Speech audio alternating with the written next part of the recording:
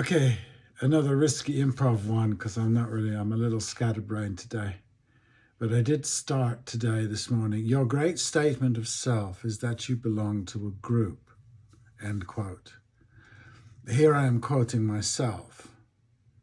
In other words, if I meet somebody and they say, well, so who are you?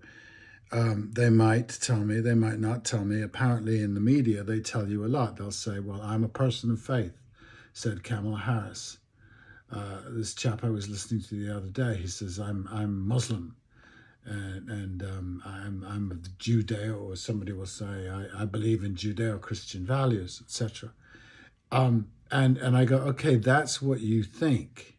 Is that what you are? And I made a mistake. We don't know that Socrates, we don't know that Jesus is read. And then I looked it up today, and apparently Socrates would have read and written because that was considered the minimum that ancient Greek schooling, requirements of ancient Greek schooling in his day, right? And I'm sure that somebody will say that also about Jesus. What we can gather, because again, we don't have anything in Socrates' handwriting, he obviously preferred the notion of discussion and self-exploration. So they didn't gather together and read books, the famous let's gather together and read from the book notion.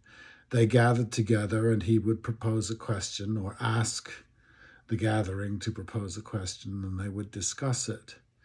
Sometimes cryptically, sometimes comically, sometimes it always seemed quite fun how he did these discussions. But the emphasis was on thinking on your feet and expressing what you thought and exploring what you thought, right?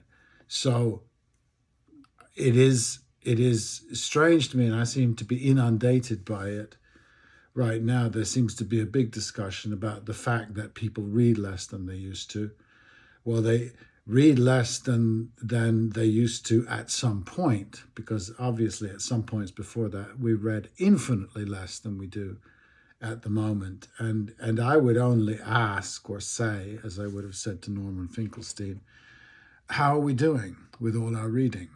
How is the world doing with all our reading? And I think that if you have a mind independent of what you've read, you might acknowledge the fact, well, not very well.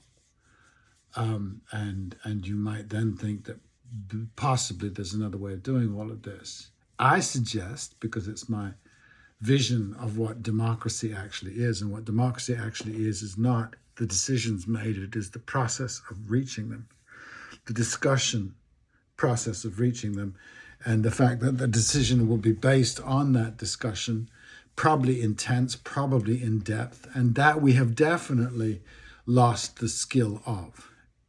Intense, in-depth, unoffended discussion. This we do not do.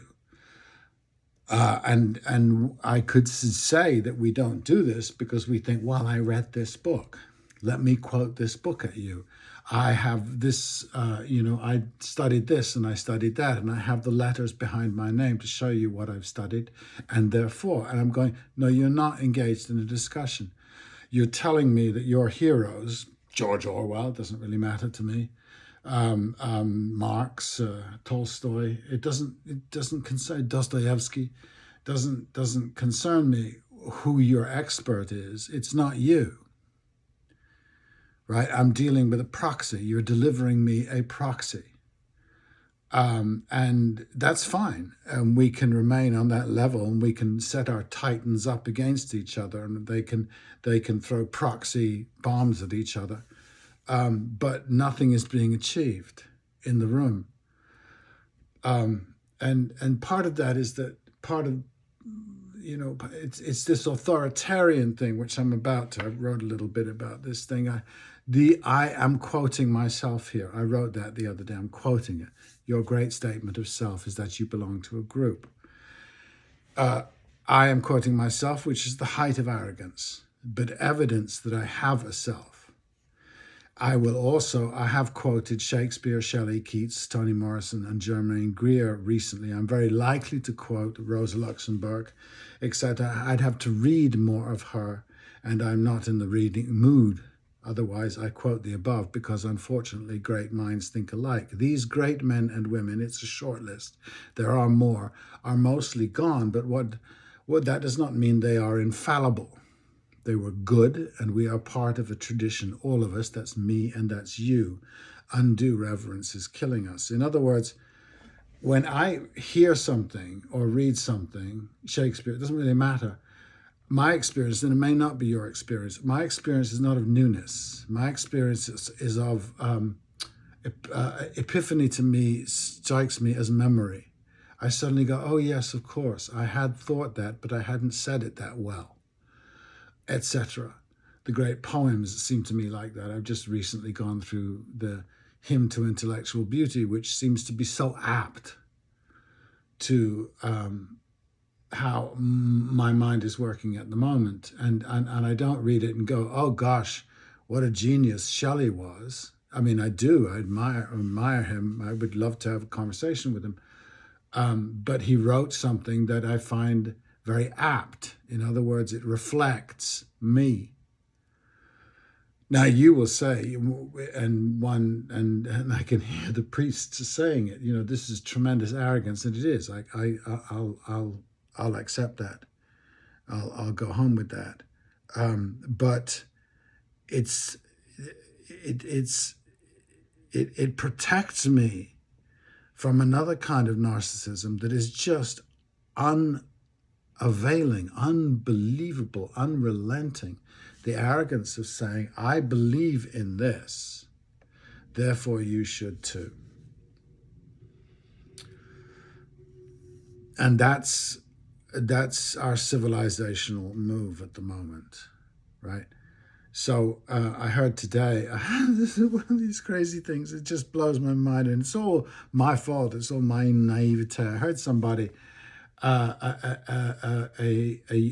ex-Democrat was how you post-Democrat, I don't know, used to be an advisor to Clinton and stuff like that, talking about Zohran Mamdani and talking about the horror of Mamdani's socialism or professed socialist ideas, and and how this is not going to work and that's not going to work. And I'm listening to a Democrat, and it suddenly struck me that yes, I'm listening to a Democrat. Democrats are capitalists. Republicans are theocratic feudalists. That's the divide. That is the American landscape. Those are the two opinions that you have, and I share none of those tendencies. It was just, and I'm such a fool to have gone on thinking that somehow the Democrats were more egalitarian, and egalitarianism will lead you eventually to socialism. Socialism, I'm sorry, dears, is inevitable. It's a matter of achieving adulthood, and one of the things that is crippling us today, the main thing that cripples us today, is our insistence on adolescence. And in that, I insult adolescence because I think it is one of the sacred ages, the sacred period in anybody's life, which of course we diminish as well. But capitalism or competitiveness or whatever it is you want to say it's human nature. No, it's childish human nature out of which one should mature. It may be the state of being, but if the state of being is working for you, fine. It's not working. Evidence, look out the window, look everywhere. It's not working.